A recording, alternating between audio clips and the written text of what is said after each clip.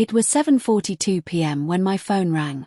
I was still sitting in the car outside her office, engine idling, rain tapping a slow rhythm against the windshield. I'd just texted her half an hour earlier, "Dinner's ready. Don't work too late, okay?" She hadn't replied. Now her name glowed on the screen. Emily. "Hey," I answered, forcing a smile into my voice. "You almost done?" There was a pause, faint office sounds in the background, a printer whirring, someone laughing too loud. Then her voice came, smooth but distracted. "Hey, babe. Yeah, I'm gonna stay a little late tonight. There's this client deadline, and I'm behind. Don't wait up, okay?" I glanced at the darkened parking lot around me. "You're still at the office?" "Of course," she said. "Where else would I be?" The lie was small, wrapped neatly in casualness, but it hit me like ice water. Because from where I sat, I could see her office building, and her car wasn't in its usual spot. "Yeah," I murmured. "Okay. Don't overwork yourself." She chuckled lightly, the kind of laugh that used to make me melt. "I'll be fine. Love you." "Love you too," I said softly, though the words felt heavier than they used to. When the call ended, I stayed there, staring at the empty space where her silver Honda should have been. My chest tightened, the air thick. The engine hummed under my hand, but my mind had gone quiet in a way that scared me. Maybe she parked somewhere else. Maybe she took a cab. Maybe. But the part of me that still believed in her was shrinking fast. I'd noticed the changes weeks ago. The longer showers, the new perfume, the way she'd started locking her phone even when we were alone. I told myself it was stress. Everyone gets distant under pressure. But now, sitting there with rain running down the windshield, I realized denial had become my comfort zone. I turned off the ignition and stepped out into the cold drizzle. My shoes splashed through puddles as I crossed the lot toward the building, half hoping I'd find her inside, hunched over her desk, proving me wrong. But the office lights were dimmed, the parking deck mostly empty. Through the glass doors, I saw the security guard reading a newspaper. He looked up when I entered. "Evening," he said. "Evening," I replied. "You seen Emily Hart tonight? She said she was working late." The man frowned, tapping a finger on the counter. "Hart? Nah, I saw her leave about 40 minutes ago. Pretty sure she said goodnight." My throat tightened.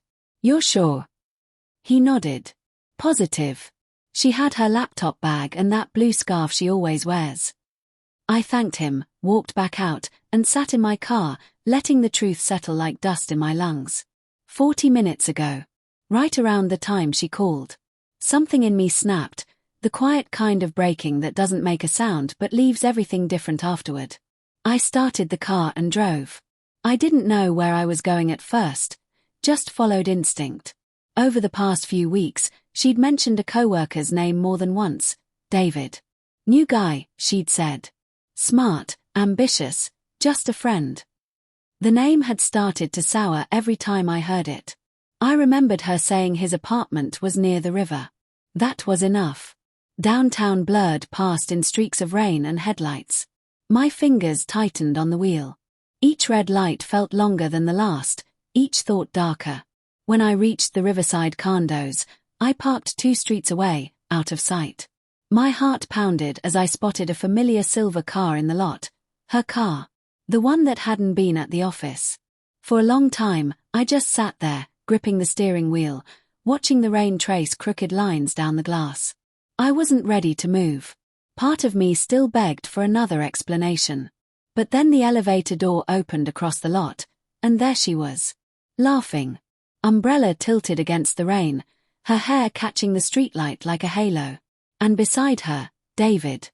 They didn't touch, not at first. Just walked close, shoulders brushing.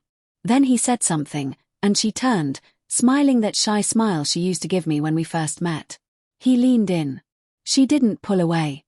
I couldn't breathe. The scene played out in slow motion. The kiss, the way her hand lingered on his chest, the soft laugh afterward. I felt like a ghost watching a version of my life that had already ended. I sat there until they disappeared into the building. Then, without thinking, I drove home. The rain had stopped by the time I pulled into the driveway. The house looked the same.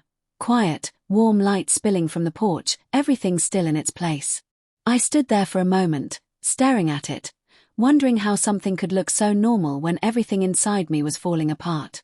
Inside, the smell of her candles still lingered. I walked to the dining table, where 2 plates sat waiting, one untouched, the other half empty from when I'd eaten earlier alone. I poured a glass of whiskey and sank into the chair, staring at the clock. 9:16 p.m. Every minute stretched. At 10:02, I heard her car in the driveway. The door opened softly, keys jingling. "Hey," she called, cheerful, like nothing had happened. "You're still up?" I didn't answer. She stepped into the kitchen, smiling, hair damp from the rain. "God, I'm exhausted." The client was a nightmare. Don't," I said quietly. She froze. "What?" "Don't lie to me, Emily." Her eyes flicked to mine, and for the first time, I saw real fear in them. I don't know what you're talking about." "You weren't at the office," I said. "I saw your car. I saw him." Her face drained of color. "Mark, listen, it's not what you think." "It's exactly what I think." My voice shook. "You called me from the parking lot, didn't you? You couldn't even wait until you got home to lie." She stepped closer, reaching out. "Please, just let me explain." I pushed back from the table, the chair scraping the tile. "Explain what?" "That you've been sneaking around with a guy from work. That you're spending your nights where you're not supposed to." Tears filled her eyes. "It wasn't supposed to happen. I didn't mean to." I laughed bitterly. "People don't just accidentally fall into someone else's bed, Emily." She covered her face, sobbing. "It was one time. I swear. I ended it. Before or after tonight." That broke her. She sank against the counter, crying harder. I turned away, staring at the dark window, my reflection split between shadow and light. "I loved you," I said quietly. "I built my whole life around us. And you destroyed it because you were bored." Her voice cracked. "I was lonely, Mark. You were so distant lately, so focused on work. I felt invisible." I turned back, anger rising.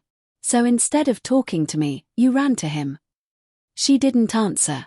The silence between us stretched, heavy and final. After a long time, I walked to the counter, picked up her phone, and slid it toward her. "Call him," I said. "What?" "Call him. Tell him I know. Tell him it's over. If you don't, I will." Her hands trembled, but she picked up the phone and dialed. When he answered, I could hear his voice faintly, smooth, calm, unaware. "It's over," she said, her voice breaking. "Don't call me again." She hung up and set the phone down like it burned her. We stood there, 2 strangers surrounded by the ruins of what used to be love. After a long silence, I said, "I'll sleep in the guest room tonight." She nodded, eyes red, lips trembling. "Mark, please." But I didn't stay to listen. As I walked down the hall, I realized something strange. The pain wasn't sharp anymore. It was hollow, echoing, a quiet confirmation that whatever we had was already gone long before tonight. And that, somehow, was the cruelest part of all.